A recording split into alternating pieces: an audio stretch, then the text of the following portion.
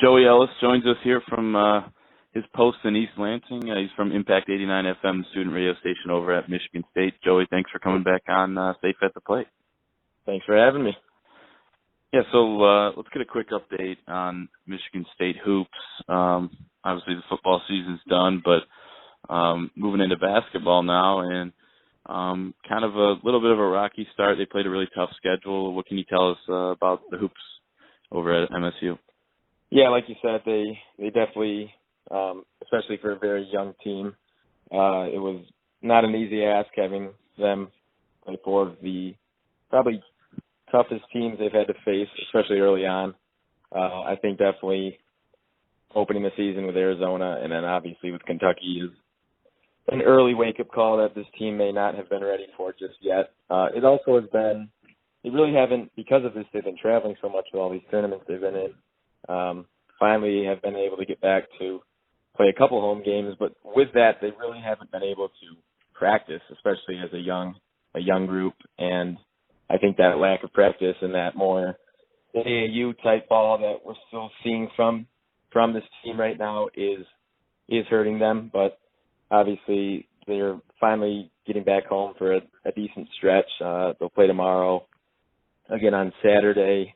So these next four home games will be good for them just to get back in the gym and practice. And obviously, Miles Bridges going down, which may just be the direct result of him just getting too many minutes too early, him trying to handle all the load with the lack of scoring that they've been having on offense. But not too bad yet. I think Izzo's he's gonna have to see what lineup works. Definitely needs to get more production from Aaron Harris, any other seniors who could step up. But right now it looks like they're struggling finding that senior leadership to kind of step up. Yeah, so Miles Bridges, is he out with an ankle injury? Yeah. How serious is it? They said a stress fracture, so he should be seeing 2 to 3 weeks down.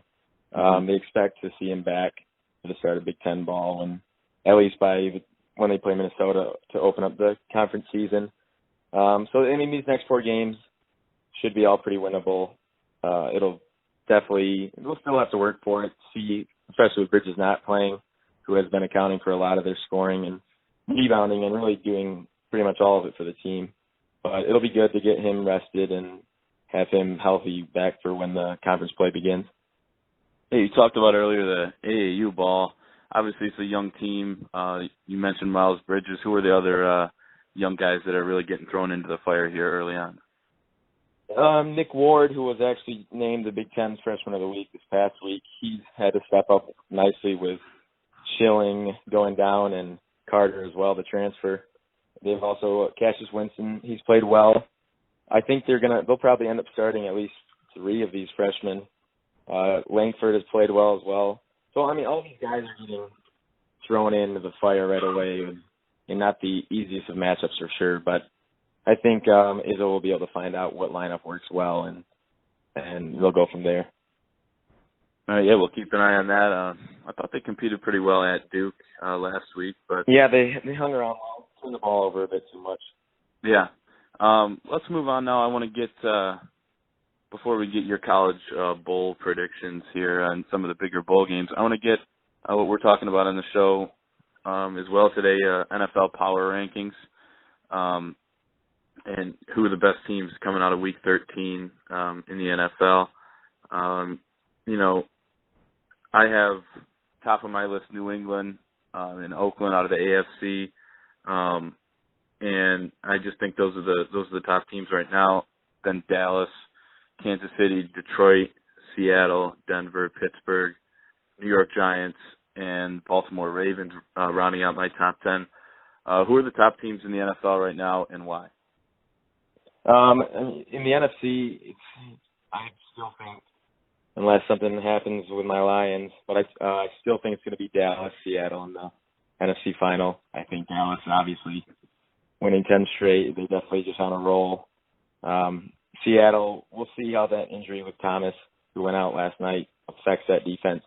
I still think that defense is one of the best, if not the best unit in the league, and especially with a mobile Russell Wilson, who we're starting to see more and more of, being able to run, extend those plays. That's when Seattle's offense is firing, and I think that they're incredibly dangerous when they play like that. In the AFC, I think it's still going to be right between New England and Oakland. It'll be interesting how that Gronkowski injury, who looks like he's going to be out for the rest of the year, it'll be interesting how they cope with that offensively. They have been struggling a bit on offense, but still they've been finding ways. And I mean, if you have a guy named Tom Brady, I think they always have a chance to make a big push. Yeah. Yeah, so where do the Lions fit in there in the NFC? I mean, do you think how big is the separation between year 1 and 2, Dallas and Seattle, to Detroit? I mean, do they have a chance? Are they going to play one of those teams in the playoffs? I think this is my most bold prediction I've probably had all year, but I see them going into Dallas in the regular season right before the end of the season with Green Bay. I see them somehow winning that game. I think it also depends what Dallas' situation is at that time. They look like they're just locked up the 1 seed, nothing. They may rest Prescott or Elliott, but even with them too, I still think Detroit could pose challenges with them. I think they would more likely have a better chance with Seattle. I like their matchup with Seattle. Granted, Seattle's got a great defense, but Detroit's offense has been firing. And I think it's just the playoff run for them, I think, is going to rely on if they can get that run game going. They haven't seen much of it. Find ways to get Theo Riddick going out of the backfield in every way. And I think they realized this past Sunday that Golden Tate is their number 1 receiver, and they have to continue to just keep getting him the ball, and he's going to keep making plays. So I think the separation, it's not as much as I thought it was heading into the season or even during the season. I think Detroit actually has a legitimate chance, but I'm not going to bank on it. But I think they do have a chance in the NFC. Yeah, they're rolling right now. Now let's get your predictions for some of the New Year's 6 bowl games here coming up. Let's start out with the Fiesta Bowl, and we'll do the playoffs first, and then the rest of the bowl games. Clemson, Ohio State in Arizona on New Year's Eve. Who do you have? This is going to be a good matchup. It's interesting that Ohio State is actually favored in this game, and people are talking if Clemson can pull the upset, even though they're seeded 2. Ohio State's 3. But this does have an interesting game. Clemson obviously wants that chance if Alabama wins in the Peach Bowl to have that rematch from a really great national championship last year. I think Clemson they've shown times this season that they've struggled, even against Virginia Tech in the ACC championship game. But I think that offense, they have so many weapons on that side of the ball. Deshaun Watson's been playing a lot better. And it'll be interesting to see how they fare with that extremely young, but also extreme. They lead the country in takeaways. That secondary is very tough. But I think it just depends on what we see out of Ohio State in terms of offense. They've shown signs where they can put up 62 back-to-back games, and then they'll show other signs where they struggle offensively. We saw at MSU. We saw for the majority of the Michigan game. But I think if they can find a way to get Curtis Samuel going and hit those deep balls that they do always hit on when they do put up a ton of points, I think Ohio State is the more polished team on both sides of the ball. And I think when that offense is rolling, I think Ohio State's going to win that one. All right, and then the other semifinal, the Peach Bowl down in Atlanta, Alabama, and Washington. Does Washington have a shot here? I mean, and what do you make of them being 4? I don't think they're the 4th best team. I think they're the 5th. But they made it. They did everything they had to do. I think they have an exceptional defense at front 7, maybe as good as anybody's in the country. They're very solid on the run defense. Secondary, they're very solid as well. And then offensively, Jake Browning, who's had pretty much an incredible year, and they're very talented on offense. I just don't know if they're ready for this big of a game. We saw them get put in a big game with USC and just got really pushed around at home as well. But if Washington can find a way to – the blueprint with Alabama, it's been simple, but no one's really been able to do it. It's if they can force the freshman Jalen Hurts to beat you through the air, not so much through running the ball. They can force him to sit back and have to make tough passes. I think they could have a chance, but I just think at the end of the day, Alabama's just going to wear them down and have their way with Washington. Yeah, I think it's just too much talent on the field for Alabama against a team like Washington. Moving on to the Cotton Bowl, January 2nd. You got Wisconsin Big Ten runner-up from the West and Western Michigan. PJ Fleck's team. Do you think Western pulled this one off? I'm not sure if they can win this one, but I think I won't be shocked if they do find a way.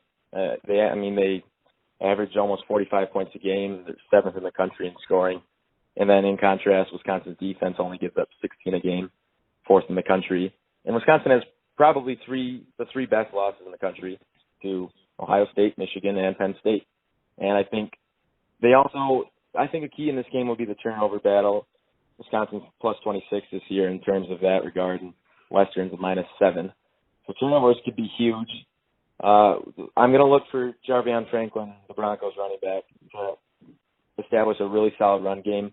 It'll be interesting to see if he can with that Badgers front seven, which is one of the best run defenses I've seen in the country.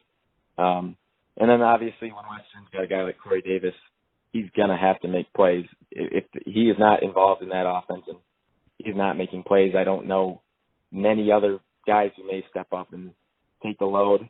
But also in terms of Wisconsin, they're going to have to establish that run game early with Corey Clement. If Western can stop that run defense, and if they can stop the run and force Wisconsin into more of a passing team, this thing could actually get pretty interesting. But Western, if they want to have a chance to win, they're going to have to get somehow a lead early. And like I said, I think stopping the run is going to be big. But I do think Wisconsin will win by a touchdown, maybe 10. But like I said, I'm not going to be shocked if Western finds a way to battle out a win. All right, then the Rose Bowl, the granddaddy of them all, Penn State, the Big Ten champion, obviously left out of the Final Four there. Number 5, Penn State. Number 9, USC, who's really come on late in the season down in Pasadena. Who do you have on the afternoon of January 2nd? Well, I've said all year, and I've really said it leading into the Big Ten championship, I wasn't still sold on Penn State, but they just continue since that loss to Ohio State to make plays and show that they can improve. I think they, second half of the season, have one of the best offenses. Trace McSorley, if he can make big plays downfield, like we saw in the Big Ten championship game, like we've seen so much this second half of the season, I think they'll stand a good shot in terms of offense. Definitely that defensive line is gonna have to get pressure to USC. Sam Darnold, he's having an incredible freshman year, and I mean the offensive line they've been instrumental in his success. I don't know. USC is one of the hottest teams. I think in this game, many people were pushing for them to even be in the playoff, even with 3 losses. I think Penn State's going to get into this game and just have a hard time. I think USC is going to win this one. Sugar Bowl, Oklahoma and Auburn, kind of an interesting matchup. Down in New Orleans, who wins that one? I don't see how Oklahoma can't win this game. Auburn, the next second highest ranked SEC team at 14. They have 4 losses. Oklahoma, just like USC, is one of the hottest teams as well. I don't know if there is a better offense. Baker Mayfield, D.D. Westbrook, and then you got Piron and Mixon at tailback, who are both incredible backs. I just think that offense is too high power, and I think Auburn has been struggling the second half of the season, really getting anything going offensively. And I think Oklahoma is just going to be too much for them. And then Orange Bowl, that's December 30th, the end of the month here. Michigan against Florida down in Miami, 8 p.m. on December 30th. Who do you have in that one? Heading into this season, I had Florida State as one of my top 4 teams. I thought it coming off last year. They had quite a bit of pieces still coming back and a chance to make it this year. After that brutal loss against Louisville, they kind of took a lot of steps back. But since then, they've been playing a lot better. But I don't see Florida State getting enough to win this game. DeAndre Francois is a true freshman. He's a great quarterback, but his O-line hasn't given him any help. He's probably the most hit quarterback in all the country. I don't know how he's not even injured heading into this game.